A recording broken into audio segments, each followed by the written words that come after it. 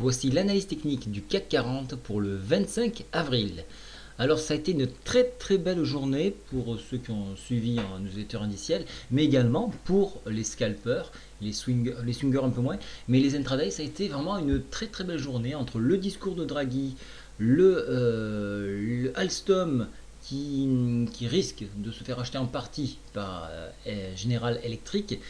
Ça a fait beaucoup de volume, d'où un gros chiffre donc, au niveau du volume sur le CAC, porté à 4,2 milliards. Donc ça c'est intéressant. On retrouve des volumes que l'on n'avait plus vus depuis presque un an et demi. Donc là ça commence à devenir intéressant. Du coup, du mouvement sur les marchés, autant bien à la hausse que à la baisse. Alors personnellement, comme je vous le disais, j'ai attendu des points hauts pour travailler le sens de la baisse, donc ça nous a réussi, donc on est sorti 100% liquide ce soir.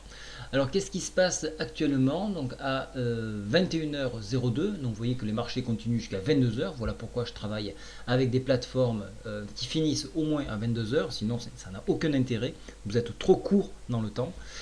Donc voilà, donc ça c'est une justification de l'utilisation de ce type de plateforme.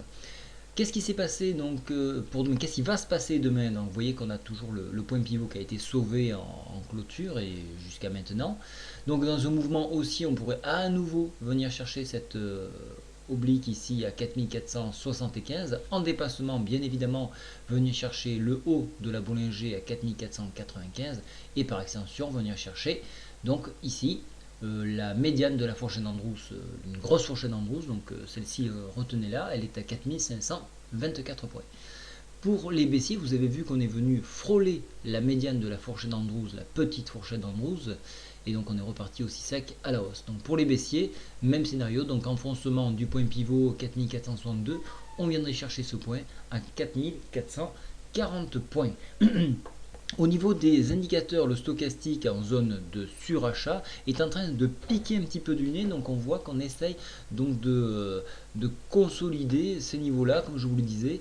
On va consolider ce niveau-là si on veut toutefois avancer encore plus haut.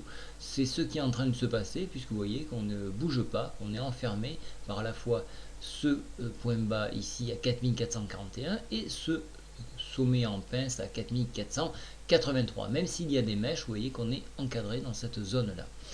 Donc, une fois qu'on aura échappé à cette zone, alors attention, on va repartir ou fortement à la baisse ou fortement à la hausse.